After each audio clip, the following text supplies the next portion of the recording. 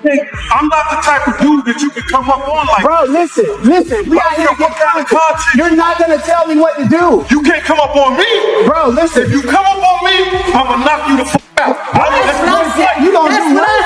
That's what I say. That's what I say. No. It came to light for y'all that this dude wanted me dead way before I came to YouTube. Gene Deal took heavy fire from Diddy's camp after daring to tell his truth, but now Katt Williams has stepped up to back him with bold support. This isn't the first time rumors have swirled about Diddy clashing with both men, yet the focus once again lands squarely on Gene as whispers claim he's being targeted. The tension keeps building, and it's clear the storm is far from finished. What did you do to him first inside the courtroom? Lady. What did you do to Mr. Gene Deal inside the courtroom right before my eyes? And why did I have to get in your face like this and tell you to step back from him? Why did I have to stand in front of Mr. Deal behind me and tell you to back up off of him? Because it was 2 men handling business. And then what happened? But what happened? That's for me to know. But what did you do? So why are you not telling the truth? My name is Candor. I'm transparent. I'm true. CANDOR. With you, sweetheart. I can't. But you didn't have the same energy with him when he came outside either. When he came outside, he left. Man, get out of here. He left. He left, yo. What are you talking about? What he look like telling somebody to whoop my ass? He didn't tell him that. He wanted me in the dirt and was trying to rock me to sleep. He knew where I was at. Roger Bonds, a former security guard for Diddy, has come forward claiming that Diddy ordered his team to go after Gene Deal, and Gene himself has confirmed the story. In a recent video, Gene revealed he's been moving carefully, steering clear of familiar spots, believing his safety is on the line. Behind the scenes, whispers say Diddy's influence is still at work, applying quiet but powerful pressure, and all signs point to Gene being under close watch. Way before I came to YouTube. Because I was having meetings with serious dudes in the street. And he refused to sit down. So what did he do? He tell his security team. He didn't tell the NYPD officers. He didn't tell the Department of Correction officers. He didn't tell none of the parole officers or anybody he had working for him that was officers. He told street dudes who had did dirt in the street. When y'all see Gene, y'all do him dirty. Y'all beat him up. He ain't tell him to beat me up. What I look like getting beat up? What a grown man look like? Somebody smacking him around, hitting him and all this shit like that. I ain't taking no ass whooping. I ain't took an ass whooping since the doctor spanked me on my fucking ass. I ain't took an ass whooping since my mom and my daddy. When they stopped taking it, I guess I'm got amnesia. I don't know what an ass whooping look like or feel like. Shockingly, the truth might cut even deeper. Diddy's moves seem less about targeting Gene alone and more about sending a warning, a show of dominance meant to silence anyone who dares to speak. But Gene isn't backing down. He's standing, tall, bold, and unshaken, refusing to be controlled or silenced. No matter how intense the pressure gets, Gene's message is clear. He won't bow, he won't break, and he won't let Diddy run the narrative. I got a booking number, then you do interview. I answer any of your questions. I ain't got no problem of answering anything that you want to know. All you got to do is pay my fee and I'll be there.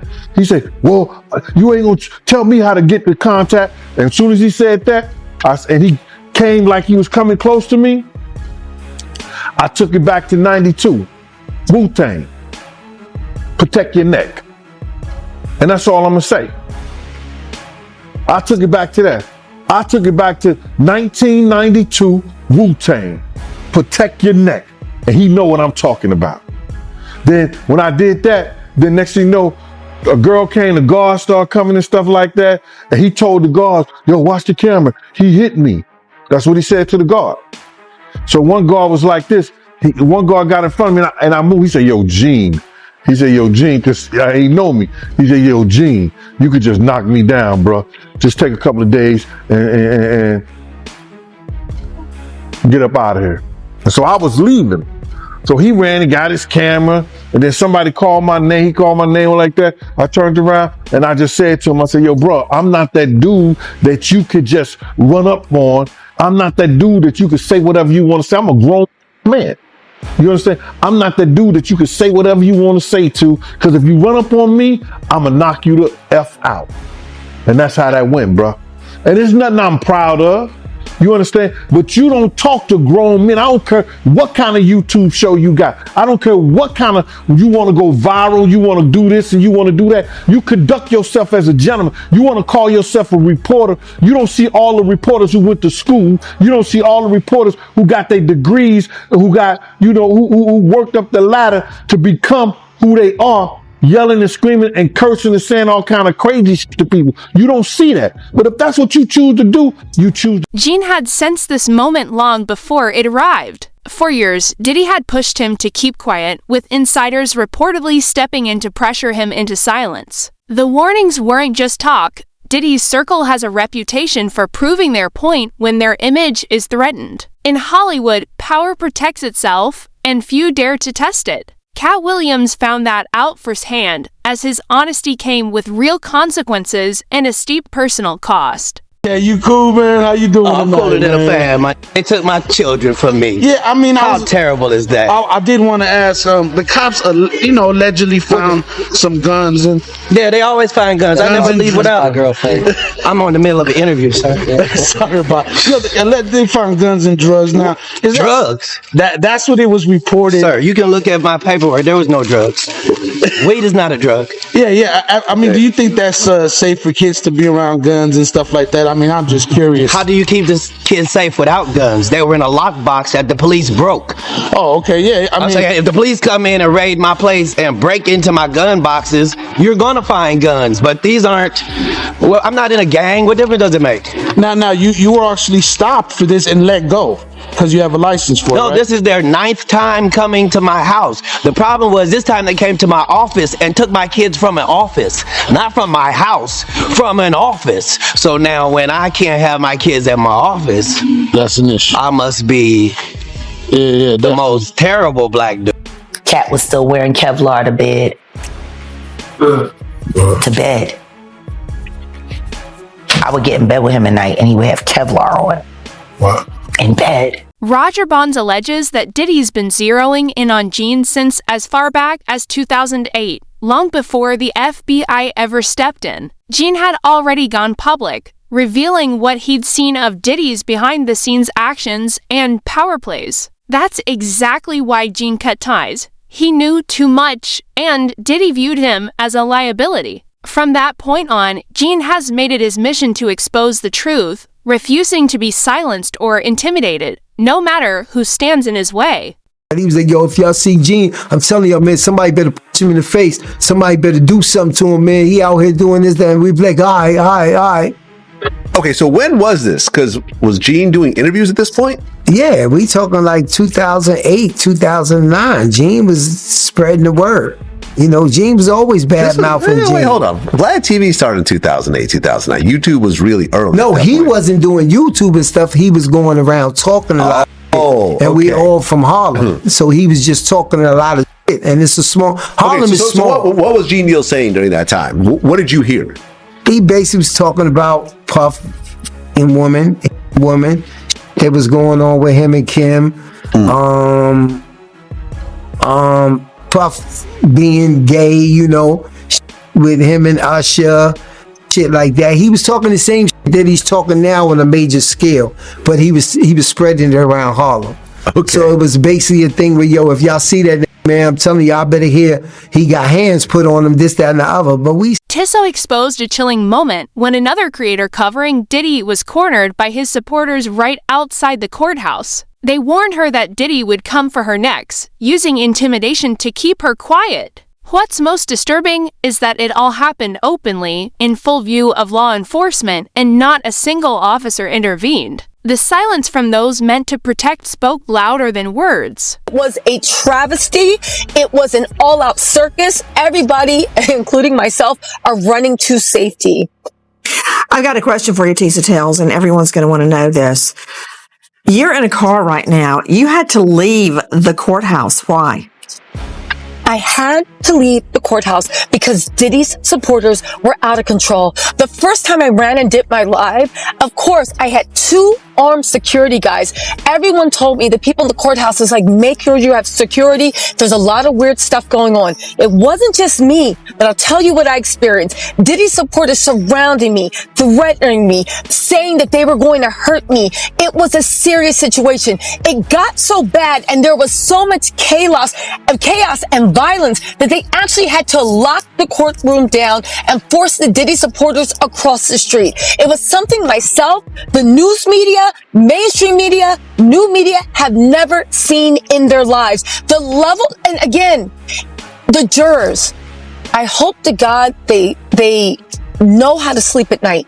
Because again, I'm sure they did their duty. But when all that chaos was happening, as I was being threatened and ushered out by armed security people, I thought, this is what the jury did. They sent a signal that it is okay to use violence. It's okay to drug people up. It's okay to live a life of debauchery. It's okay to do whatever you want. Because guess what? If you work hard enough and you have enough money and enough delusional fans and you have ingrained yourself in culture enough that you can do whatever you want. And 12 of your peers will look the other way. Again, this jury was shocking. Tisa Tells, when you say that Sean Combs' supporters threatened you, what were they saying? They were saying, you effing B, we're going to kill you, you effing B.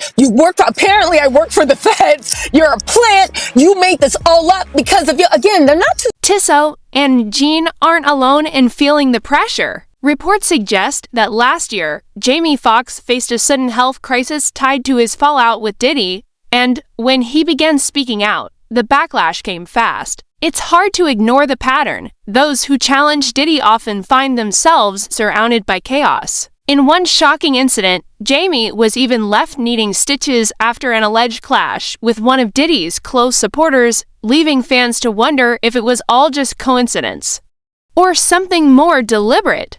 Injured during an altercation at a Beverly Hills restaurant. Fox is speaking out about the incident, which is being investigated by police. It comes just days after the Oscar winner revealed for the first time that a brain bleed caused him to suffer a stroke last year. Here's ABC's Phil Lipoff. Tonight, actor Jamie Foxx is recovering after an altercation at his birthday dinner in Beverly Hills left him needing stitches. Local police received a call about an incident at the high-end Mr. Chow restaurant near Rodeo Drive just after 10 p.m. Friday night. A representative for the actor saying someone from another table threw a glass that hit Foxx in the face. It's unclear whether Foxx was involved in the fight or merely a bystander. No arrests were made, but the investigation remains ongoing. It has already been an eventful month for the Oscar winner. In his recently released Netflix stand-up special, Foxx opened up about the mysterious health crisis that put him in the hospital for several weeks last year. I was fighting for my life, but I'm here in front of you. Foxx telling the audience a doctor gave his family a grim diagnosis. He told my sister some horrible news about her big brother. He said he's having a brain bleed. Has led to a stroke. But now, the actor is proud he beat the odds. I said I couldn't walk, but look at me now. And Lindsay, Foxx appears to be keeping this positive attitude through this latest incident, writing on social media this morning, "The devil is busy, but I'm too blessed to be stressed." It seems that anyone who tries to expose Diddy's past ends up facing serious trouble. Keith D., who once linked Diddy to Tupac Shakur's death, was later targeted in prison under suspicious circumstances. His claims even named Diddy as a person of interest, alleging a multi-million-dollar payoff tied to Tupac's murder. The pattern is hard to ignore. We have an update now on Dwayne Keefe D. Davis. He's charged in the murder of Tupac Shakur. Davis was in court again this morning after a fight with another inmate. Fox 5's Mike Allen walks us through what happened. Dwayne Davis is answering for a jailhouse brawl. Here's what court records show, along with images from surveillance video released by Las Vegas Justice Court. On December 23rd, Davis was being escorted back into his cell when another inmate, Rockland Hamilton, who's also facing a charge, is standing to the right by a sink in this room. Hamilton walked over to Davis and squared up, looking ready to fight.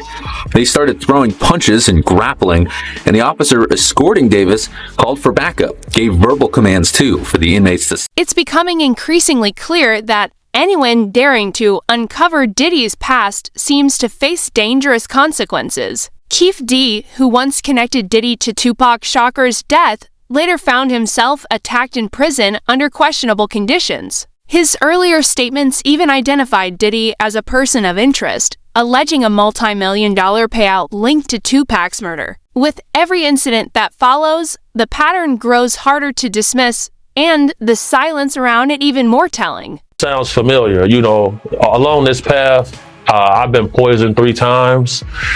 My toxicology report showed cyanide, and you know, cyanide metabolizes into pneumonia in your body. So I've had pneumonia on 3 occasions.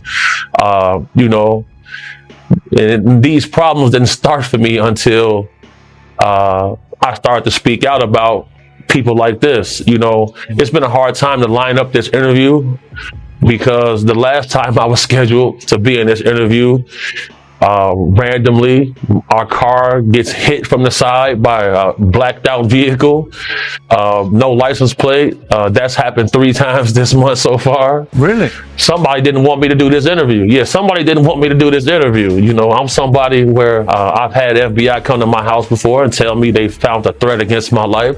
So, you know, I'm well versed in this world. But you know, I got round the clock security. One of them was sitting right here with me right now.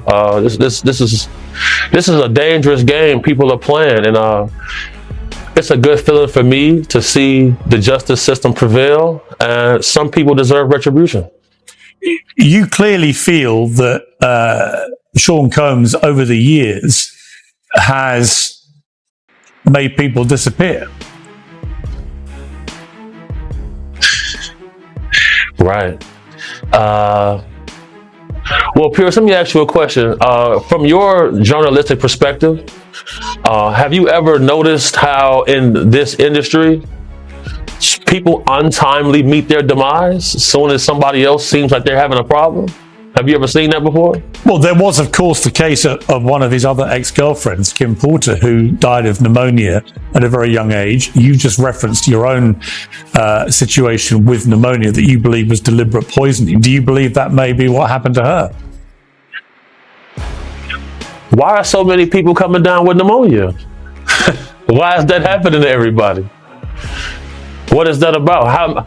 Where have you ever seen this many cases of pneumonia associated with one situation? So, you know, there were rumors. I'm not saying. Well, I was going to mention on this that there have been rumors circulating online that Diddy may have poisoned Jamie Foxx, which caused his 2023 hospitalization. In his Netflix show, he compared Combs to the devil in revealing his near-death experience after a brain bleed and stroke. He said, I say this all the time. I saw the tunnel. I didn't see the light. It was hot in that tunnel. Have I gone to the wrong place? I looked at the end of a tunnel and I thought I saw the devil saying, come on. Or was that Puffy? Big homie CC, a respected celebrity security expert, revealed that he's endured several alarming health scares since speaking out against Diddy. During an appearance on Piers Morgan Uncensored, he recounted receiving direct threats and suggested that anyone who challenges Diddy often ends up facing strange and unexplained consequences. He even questioned whether Kim Porter's sudden passing was just fate or part of something far more unsettling happening out of public view. And God knows I could bodyguard myself with his blessings. I could bodyguard myself with his blessings, bro. I'm not worried about that. Nothing beats an ambush, and I know that. But I'm not worried about his shit. People just need to talk about something. They want to have something to say, man. Oh, Gene got to be worried, so like that. So shouldn't I have been worried when he was out here on the street? When he was out here on the street, I should have been worried.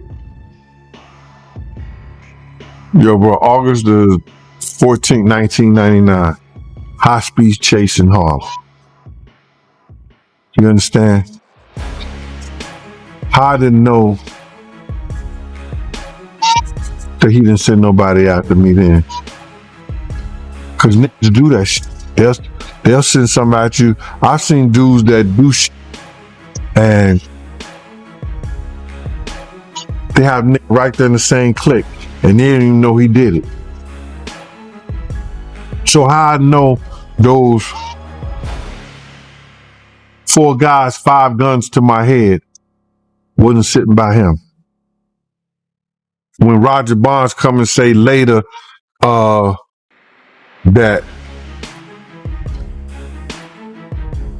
Diddy wanted something done to Gene Deal. How I know? Despite the growing threats, Gene stands firm and fearless. In several interviews, he's made it clear that no amount of pressure from Diddy or his circle will silence him. Driven by truth and conviction, Gene refuses to retreat. He's seen too much to walk away now. With public attention rising and the stakes higher than ever, even the tense confrontations outside the courthouse haven't rattled him. Gene knows exactly what's happening, and intimidation won't stop him from exposing it. Or tried to get you to stop talking about him. This is relayed to me by Kirk Burrows. This guy is like this with Diddy. You seen him on Drink Champs with him. You see him walking the streets in Miami with him. The whole 9 yards. So I'm saying to him, what does he want to talk to me for? He ain't got enough to say. He ain't got nothing to say to me. He said, yo, Gene, he said enough is enough. You know what I'm saying? Enough is enough to what? And I told Kirk Burrows, yo, if he wanted, I said, he don't want to talk to me for himself. He wants to talk to me for Diddy. And I ain't got nothing to say to him. He ain't said enough is enough to Wolf Mother when he cursed out and told her all kinds of shit. Did he say enough is enough to Big's mother? What do you mean enough is enough? And that's how that conversation went. How did you feel about it after you were done? I felt that, like, because they must have got at Kirk Burrows, because Kirk called me with the bullshit. Yo, you got to fix that. You know this. Man, God, excuse me. Listen here, bro. I don't care nothing about none of these industry cats and what they do and how they do it. That's their business. You understand? I don't tell a man how to screw his wife and how to spend his money. You don't tell me what I got to do with my time. Point blank.